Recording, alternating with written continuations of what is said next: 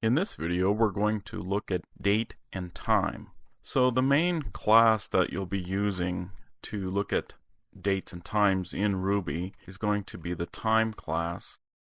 There are a date and a date time class, but they just add essentially some additional attributes to the time class. So we'll mainly be looking at the time class here. I did a RI for the time class, and you can see it has some constants in here where you got common year month days, leap year month days, month values.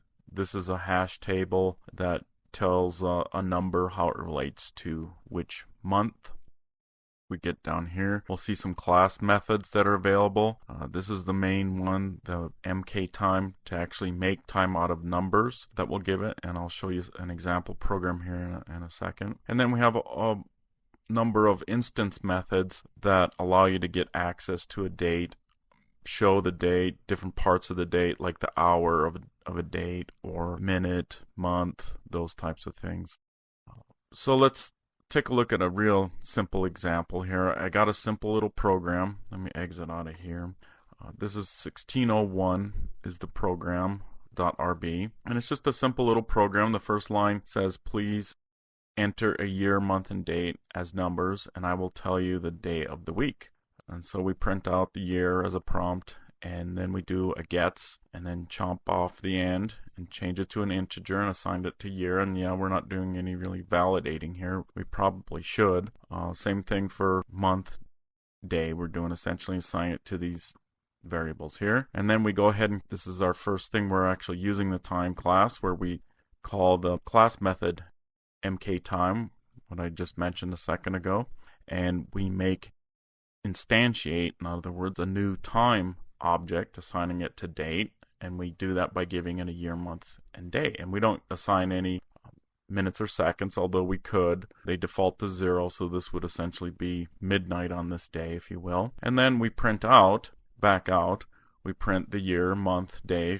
Remember, we covered what this construct was in a video on strings. And down here inside this evaluated string object, we go ahead and call this method strftime. Let's jump back over here to time, and you can see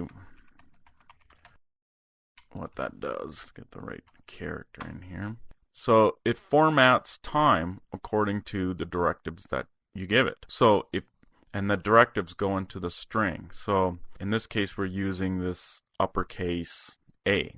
And if we look here, uppercase A is right here. It gives us the full weekday name. So when we ask for that, it's going to give us the day of the week printed out completely. If we just put a lowercase a, it would just give us the abbreviated name. And so there's a number of other constructs here that are pretty interesting. You can get specific time and date representations from it, and it's output back out as a string. So we'll get us a string once this gets evaluated here, and you can assign it to another string if you'd like to. So you can see some examples down here where you're embedding it, actually these control characters, within this string here, and you get this nice printed on, and then a date, a nice formatted date. So let's go ahead and run this.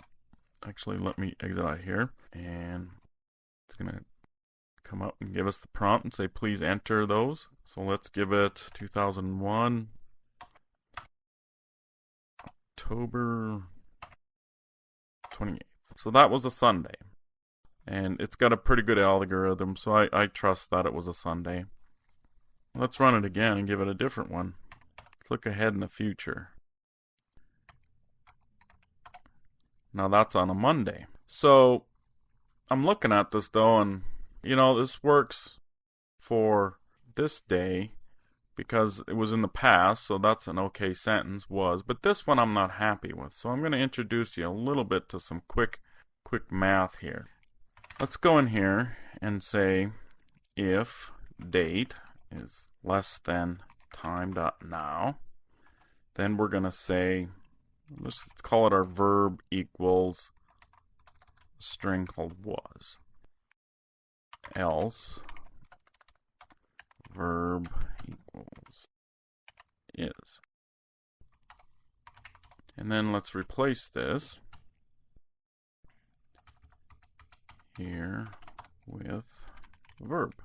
So now we're going to check this date, and let's run IRB here real quick. I want to show you what time.now does. That actually gives you the current time, and it's the local time. So this is my time here, and my time zone is the mountain time zone, so it's my local time based on that. So let's go ahead, save that out, and run this real quick and see if it works now. Let's get out IRB. Get the right one. There we go. And let's look ahead in the future. Let's see what day the 4th of July is on. Saying it's a Wednesday. And you can see is a. Now let's go backwards and do that one again. And was a Sunday. So here you can see a simple example of how we compared two time dates. And we'll look at more of these comparator operators in other videos.